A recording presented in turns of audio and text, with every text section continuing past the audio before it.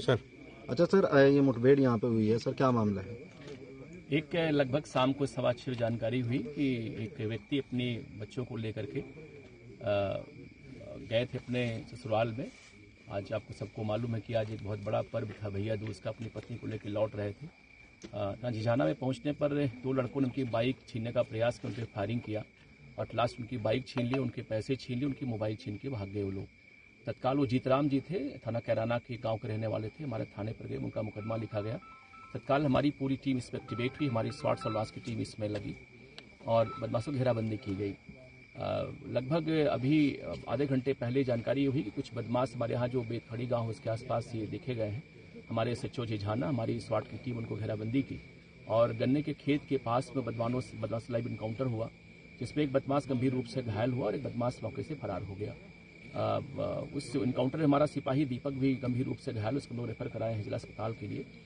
जो बदमाश गंभीर रूप से घायल हुआ वो उसने अपना नाम फैसल सनाफ वकील बताया। वो मुल्तान जनपद मेरठ का रहने वाला, सड़ीगढ़ थाने रहने वाला है वो, और अभी वो मुजफ्फरनगर में रह रहा है वो सर। उसको तत्काल हम लोग रेफर किए CSC ऊन के लिए, और जहाँ पे उसको रेफर कर दिया गया जिला अस्पताल इलाज के लिए। अभी जानकारी हुई जहाँ उसकी मृत्यु हो गई है। जानकारी ये हुई कि ये बदमाश एक बहुत बड़े गैंग का मेंबर है, जिसमें एक शाहरुख पठान था मुजफ्फरनगर में, जिसको अभी STF ने 2025 में इनकाउंटर में उसको ढेर किया था। उसी गैंग का मेंबर है ये, और इसके ऊपर करीब 2 दर्जन मुकदमे हत्या, लूट, डकैती, रंगदारी के दर्ज है ये। जनपद शामली में भी इसके ऊपर 3 मुकदमे पूर्व से दर्ज थे। इसमें 1 लाख रुपये का रिवार्ड घोषित किया गया था इसके ऊपर। और ये बेसिकली ये जो गैंग है ये कनेक्टेड है जीवा से, संजीव जीवा से, और मुख्तार अंसारी गैंग जो पूर्वांचल का गैंग था ये सब उन सबके शूटर रहे हैं पहले से। और जब वो लोग जेल में थे तो उस समय इनका प्रयोग लोग गोली मरवाने के लिए करते थे। संजीव और उनकी मृत्यु के पश्चात बाद में शाहरुख पठान इस गैंग का लीडर हुआ और वो इनको यूज करने लगा। 2015 में इस गैंग ने स्टेशन पे मुजफ्फरनगर में पुलिस कस्टडी में एक आसिफ ज्यादा नाम के बदमाश की सरेआम हत्या कर दी थी और उसमें भी ये लोग जेल गए थे। ये काफ़ी बड़ा गैंग है ये, और इसके अभी 2 बदमाश और शोभी और इसमें एक रेहान भी बाहर है इसमें, और शाहरुख की इसमें इनकाउंटर में मौत हो चुकी है।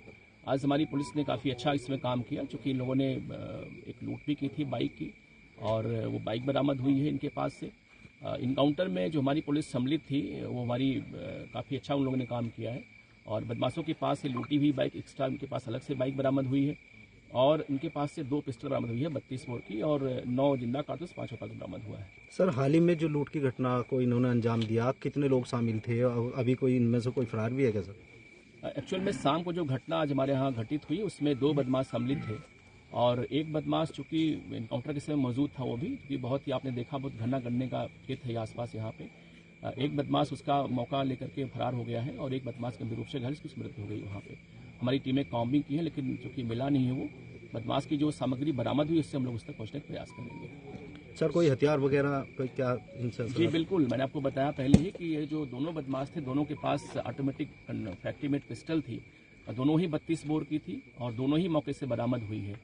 उसके साथ में 9 जिंदा कारतूस है, 5 कारतूस बरामद हुए हैं, और लूटी हुई बाइक है, एक बाइक और भी जिससे लोग चल रहे थे वही बरामद हम लोग किए हैं। सर इस पर आपराधिक मुकदमे लगभग कितने हैं अंदाजा? जो अभी वर्तमान में जो फैसल बदमाश था उस पर लगभग 2 जन के मुकदमे हैं।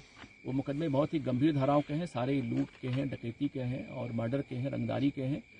उसी में वांछित हमारे जनपद से भी वांछित चल रहा था, और उसी में 1 लाख रुपये का रिवार्ड घोषित किया गया था इसके ऊपर। Thank you sir.